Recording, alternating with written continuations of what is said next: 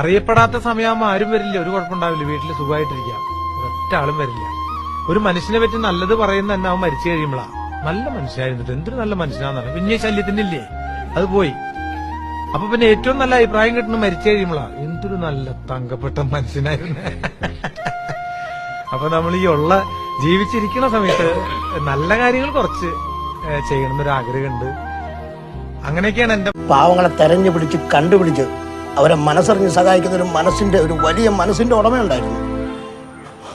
അറിയോ, മണ്ണിന്റെ പാട്ടുകൾ പാടി കാരുണ്യ വിത്തുകൾ പാകി ഒരു ദിനമൊന്നും പറയാതെ വേദന തന്നു മറഞ്ഞ മുത്തേ, അന്നു തൊട്ടേ ഇന്നോളം ഞങ്ങളുടെ നെഞ്ചിനകത്തൊരു വിങ്ങലല്ലോ. ആരും കാണാ ദൂരത്താണെങ്കിൽ ആ മുഖം ഞങ്ങളിൽ മായില്ലല്ലോ.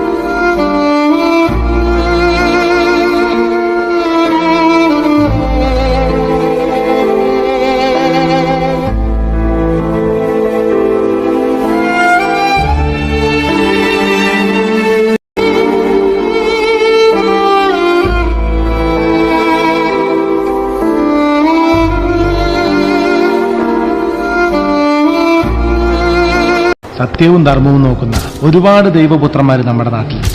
അവർക്കെതിരെ ഒരു ചെകുത്താനെങ്കിലും വേണ്ടേ?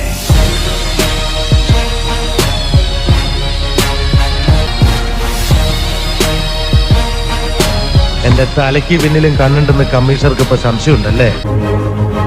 വിശന്നിട്ട മുതലാളി തപ്പ് ഓടുന്ന പോലെ ചങ്ക് കിടന്നിട്ടുണ്ടുണ്ടും പിടയ്ക്കുക, കരച്ചില് വരിക. ഞാൻ കണ്ണു പോയിച്ചത് കിട്ടിയ ശിക്ഷയത് വേണ്ട എനിക്ക്. മലയാള സിനിമയ്ക്ക് കനത്ത നഷ്ടത്തിന്റെ ഒരു ദിനം കൂടി. നടൻ കലാഭവൻ മണി അന്തരിച്ചു. കോമഡിനായിട്ട് ചെയ്യുമ്പോൾ ചിരിച്ചു,